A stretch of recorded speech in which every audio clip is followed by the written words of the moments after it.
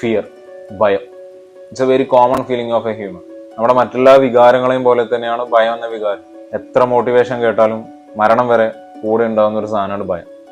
പിന്നെ ഒരു കാര്യം ചെയ്യാം, നമ്മൾ എന്തിനു ഭയക്കുന്നു, നമ്മുടെ ഭയത്തിനൊരു ലോജിക് ഉണ്ടോ എന്ന് നമുക്ക് ക്ലാരിഫൈ ചെയ്യാം. ചില ഭയങ്ങൾ നമുക്ക് ഗുണത്തിനാണ്. നമ്മൾ ഇവിടുത്തെ നിയമവ്യവസ്ഥയെ ഭയക്കുന്നത് കൊണ്ടാണ് നമ്മൾ നല്ല രീതിയിൽ വാഹനം ഓട്ടുന്നത്, അല്ലേ? നമ്മൾ അത്രയും ജീവിതത്തിൽ ഉപദ്രവിച്ച വഞ്ചിച്ച ഒരാളെ നമ്മൾ കൊല്ലാത്തത് എന്തുകൊണ്ടാണ്? നമ്മൾക്ക് തൂക്കുകയർ കിട്ടുമെന്നുള്ള ഭയം കൊണ്ടാണ്. നീന്താൻ അറിയാത്ത ഒരാൾ കുളത്തിൽ ഇറങ്ങാൻ ഭയക്കുന്നത് എന്തുകൊണ്ടാണ്? മരണഭയം കൊണ്ടാണ്.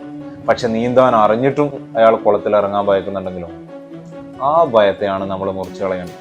നന്നായി പ്രസംഗിക്കാൻ അറിയാം, പക്ഷെ സ്റ്റേജിൽ കയറാൻ ഭയം.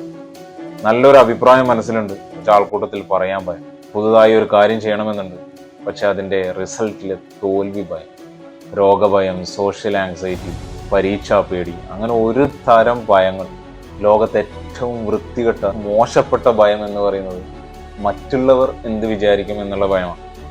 സ്വന്തം സ്വപ്നങ്ങൾ, സ്വന്തം ആശയങ്ങൾ നിങ്ങൾ മറ്റുള്ളവരെ ഭയന്നുകൊണ്ട് ചെയ്യില്ല. നിങ്ങളൊരു കാര്യം മനസ്സിലാക്കുക, ഒരു പീരീഡ് ഓഫ് ടൈമിൽ ജനിച്ച് വളർന്ന് മരിച്ചു പോകേണ്ടവരാണ് നമ്മൾ ഭയന്നാലും ഇല്ലെങ്കിലും ഒരു തവണ നമ്മൾ മരിക്കും. പിന്നെ ഏതൊരു കാര്യം ചെയ്യാൻ ഭയം ഉണ്ടെങ്കിലും ആ ഭയം പോകാൻ ലോകത്തൊരൊറ്റമൂലിയേ ഉള്ളൂ, ആ കാര്യം ചെയ്യുക എന്നുള്ളതാണ്. നമ്മളൊരു ബൈക്കിൽ സുഹൃത്തിൻ്റെ ഒക്കെ പോകുന്നു, പിന്നിലിരിക്കുമ്പോഴാണ് നമുക്ക് ഭയം കൂടുതൽ, അല്ലേ? അത് നമ്മളാ ഓടിക്കുന്നുണ്ടെങ്കിലോ നമുക്ക് ഭയം കുറയും. കാരണം അവിടെ പ്രവൃത്തി നടക്കുന്നു, നമ്മുടെ ആക്ഷൻസ് അവിടെ നടക്കുന്നു. Remember one thing, your life starts when your fear ends. നിങ്ങളുടെ ഭയം ഇല്ലാതാകുമ്പോഴാണ് നിങ്ങളുടെ ജീവിതം തന്നെ തുടങ്ങുന്നത്. That's all. ബൈ.